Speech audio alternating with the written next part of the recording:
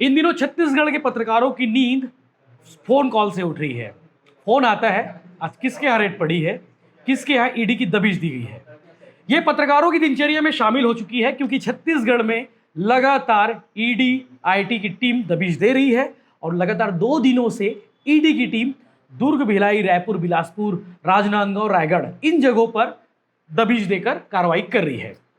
आज सबसे ज्यादा जो है, आज यानी कि 29 मार्च का दिन जो है दुर्ग, भिलाई के बड़े लोगों के लिए, रसूखदारों के लिए नींद हराम करने वाली है, क्योंकि सुबह से जो है 9 अलग अलग लोगों के घरों पे, 9 अलग अलग रसूखदारों के घरों पे कार्रवाई चल रही है। इसमें सबसे ज्यादा जो रसूखदार है, सबसे ज्यादा जो लोग हैं वो शराब कारोबार से जुड़े हुए लोग हैं। इसमें रायपुर के मेयर एजाज ढेबर के भाई अनवर ढेबर के घर भी रेड पड़ी है। दुर्ग, भिलाई में सबसे ज्यादा जो रेड पड़ी है उनके बारे में मैं आपको बता दूं, क्योंकि सबसे ज्यादा जो ठिकाने हैं दुर्ग, भिलाई में ईडी की टीम दबिश दी है। और अब तक जो पिछले जो कार्रवाई की बात करें तो सबसे ज्यादा प्रभावित होने वाला जो बेल्ट है, सबसे ज्यादा प्रभावित होने वाला जो रेंज इलाका है वो दुर्ग, भिलाई के लोग हैं, क्योंकि कहा जाता है कि सबसे ज्यादा वीआईपी पर्सन, सबसे ज्यादा रसूखदार जो है दुर्ग, भिलाई में रहते हैं और इनके तार जो है सत्ता के, ब्यूरोक्रेसी के गलियारे से जुड़े होते हैं। तो आज कार्रवाई कहां कहां हुई है, ये आपके मन में सवाल उठ रहा होगा, तो सबसे पहले मैं आपको बता दूं कि आज सुबह से रायपुर के मेयर जो है एजाज ढेबर, उनके भाई हैं अनवर ढेबर, उनके घर में दबिश दी गई। वहां पे एजाज ढेबर के घर में सुबह सुबह की ईडी की टीम पहुंची और उस कार्रवाई के विरोध में एजाज ढेबर के समर्थक जो है प्रदर्शन कर रहे हैं, ढोल बजाकर केंद्र सरकार के खिलाफ नारेबाजी कर रहे हैं। हालांकि वहां पे भारी संख्या में पुलिस बल जो है तैनात है। वहां पे निगम के सभापति प्रमोद दुबे, एआईसी के सदस्य आकाश तिवारी और गिरीश दुबे वहां पे मौजूद हुए हैं। अब सवाल होता है कि कहां कहां कार्रवाई और हुई है रायपुर के अलावा। तो बिलासपुर, दुर्ग में ईडी की टीम पहुंची हुई है और शराब कारोबारी जैसे कि नाम सामने आए, तमाम मीडिया रिपोर्ट्स में जो नाम आ रहे हैं मैं वो आपको बता रहा हूं। बलदेव सिंह भाटिया शराब कारोबारी हैं और भिलाई के होटल संचालक और विनोद सिंह हैं, होटल संचालक विनोद बिहारी जिनको कहते हैं, उनके यहाँ रेड पड़ी है। और पिछले दिनों जब विनोद बिहारी अक्सर सुर्खियों में रहते हैं, क्योंकि इससे पहले जो विनोद बिहारी के खिलाफ कार्रवाई की गई थी वो काफ़ी पहले की बात है, जब तहखाना के अंदर, मतलब तहखाना यानी कि जमीन के अंदर पे शराब भारी मात्रा में सरकार ने बरामद किया था, तो वो विनोद बिहारी का था। उसके अलावा आपको नाम बता दूं मैं जिनके रेड पड़ी है, नेहरू नगर के रहने वाले एन उदय राव, ये भी शराब कारोबार से जुड़े हुए व्यक्ति हैं। पप्पू बंसल का नाम सामने आ रहा है लेकिन अभी कंफर्म नहीं है। उसके अलावा अतुल सिंह स्मृति नगर के रहने वाले हैं, संजीव फतेहपुरिया नेहरू नगर के रहने वाले हैं, शराब कारोबारी और केडिया डिस्टिलरी के जो डायरेक्टर है विजय भाटिया, इनका भी नाम सामने आ रहा है। इसके अलावा एपी त्रिपाठी, अक्सर इनके घर में रेड पड़ती रहती है, पिछले सरकार में थे तब भी इनके यहाँ रेड पड़ी थी, सेक्टर 9 में रहने वाले हैं और भाजपा सरकार से भी जुड़े रहे हैं। इसके अलावा आईएएस अनिल टुटेजा, इनके घर भी रेड की खबर है। छत्तीसगढ़ में पिछले 48 घंटों से लगातार ईडी की कार्रवाई जारी है। कल जो कार्रवाई की गई थी यानी कि मंगलवार को जो है जमीन कारोबारी सुरेश बांदे हैं, सीए प्रतीक जैन है और कांग्रेस से जुड़े जो नेता हैं उनके घरों में ईडी की टीम पहुंची हुई थी।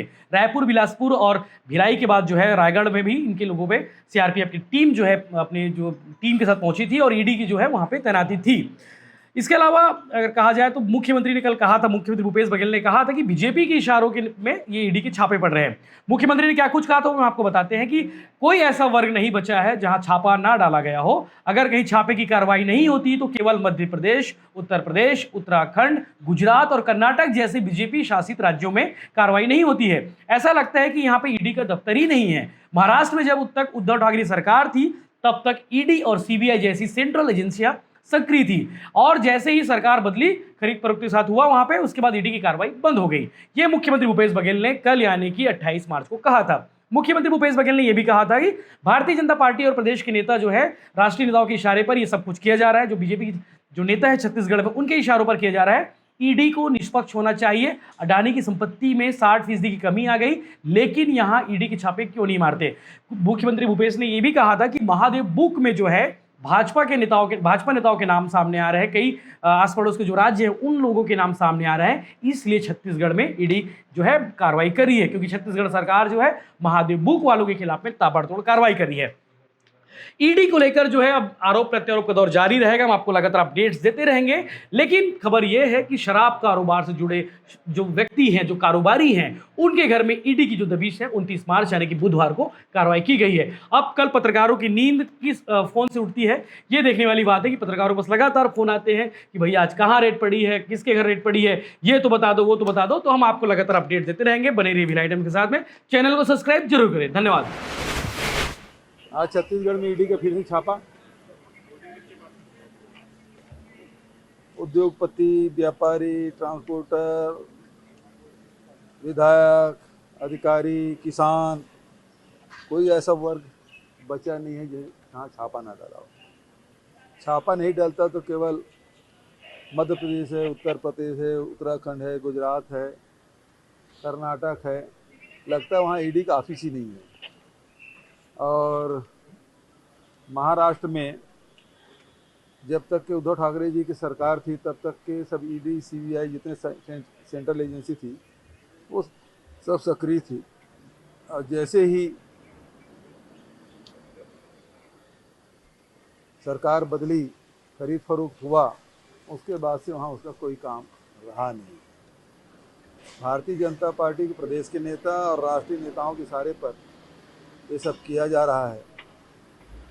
ईडी निष्पक्ष होना चाहिए।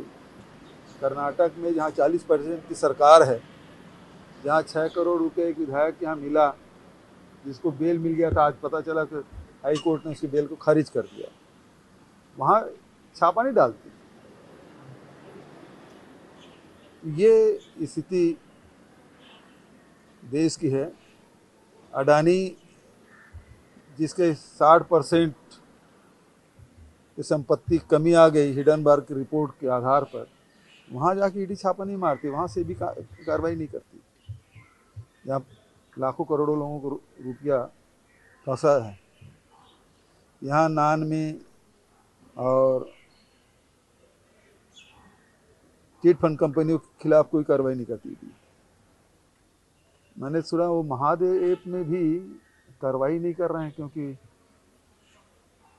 भारतीय जनता पार्टी शासित राज्यों के नेताओं के भी नाम आ गए हैं इस तरह से। वो महादेव के बारे में भारतीय जनता पार्टी के लोग चर्चा करते, न ईडी कोई कार्रवाई करती।